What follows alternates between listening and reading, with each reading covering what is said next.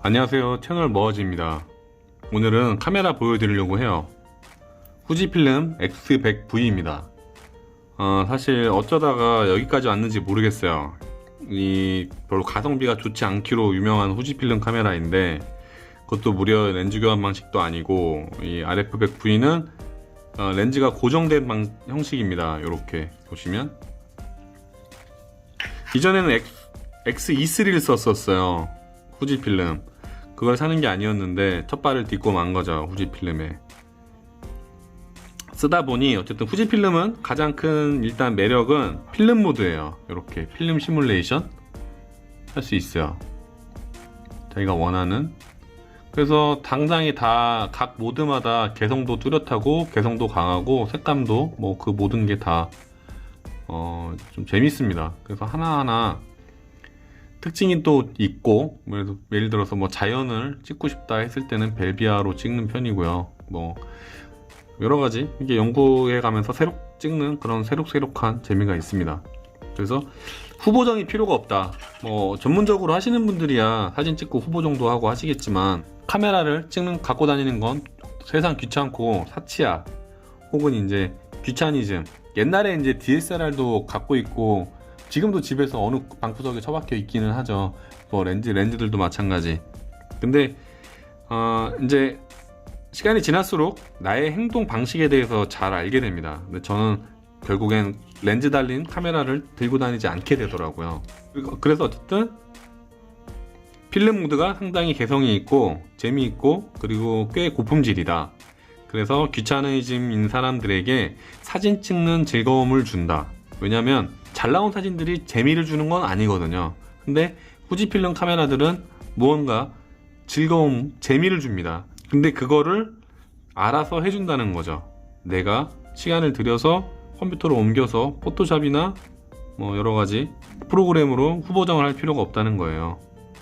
그래서 그런 점이 이제 아재에게 좀 와닿는 부분이고요. 그리고 두 번째 또 마음에 드는 부분은 핸드폰으로 사진을 넘기기가 매우 용이하다는 겁니다.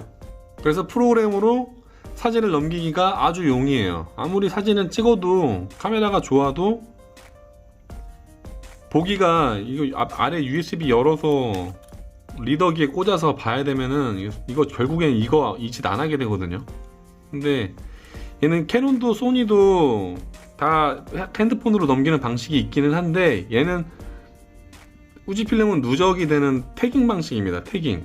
사진을 나중에 한 번에 옮길 수도 있고요. 중간중간마다 옮길 수도 있고, 그러게 정할 수가 있어요, 본인이. 그리고 세 번째로 일단 저의 취향인 건데 사이즈가 아담하죠. 무게가 470g 정도로서 보통 이제 미러리스 풀프레임 바디 무게 정도밖에 안 돼요. 이게 들었을 때 그렇다고 가벼운 건 아닙니다. 갤럭시 노트 2개에 해당되는 무게니까 그렇게 가벼운 무게는 아니에요. 근데 다른 카메라들은 더 무겁다는 거죠. 아무리 좋은 카메라가 나와도 아마도 저는 더 비싼 카메라가 나와서 산다고 쳐도 들고 다니지 않게 될 것 같아요. 그래서 제가 이 카메라도 한번 연구를 해봤어요. 지난 4월부터 얼마나 내가 들고 다니는지 연구를 해봤는데 가방에 계속 넣어두긴 했습니다. 그래서 제가 그 중에서 가방을 갖고 다니면서 얼만큼 샷을 찍나 확인을 해봤더니 결국에는 시간 지나면서 점점 안 찍게 되더라.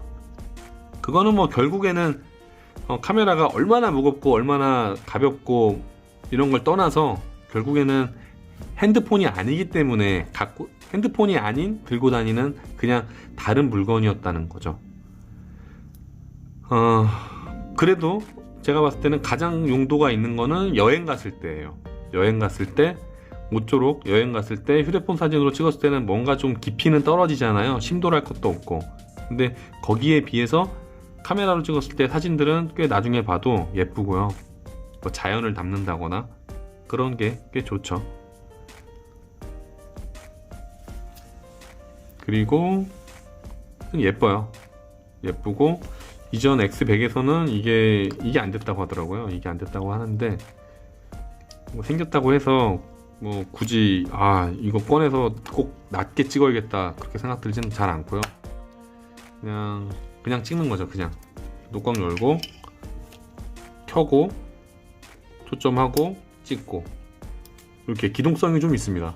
저는 이 기동성을 가장 좋아해요.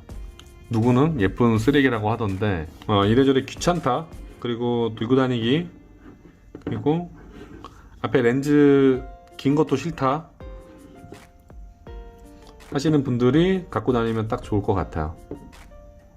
가격은 좀 비싼 것 같기도 하고, 또 풀프레임 생각하면 이건 풀프레임은 아니지만, 단점은 동영상은 기대하지 마세요. 특히 들고 다니면서 이거로 동영상을 찍는다, 손떨방이 아주 쓰레기이기 때문에 화등에 쓸모가 없습니다. 그냥 핸드폰으로 찍는 게 나아요. 아무리 화질이 좋아도 떨리는 화면은 도무지 보고 있을 수가 없잖아요.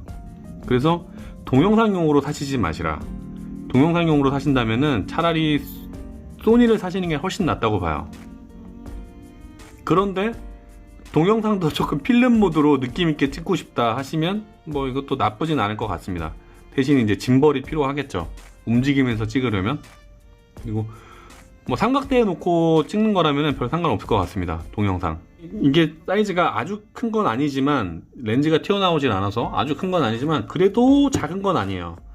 이제 이걸 가지고 겨울을 보내보지 않았기 때문에 겨울엔 어떨지 모르겠는데, 일단 제 바람은 이게 이제 이렇게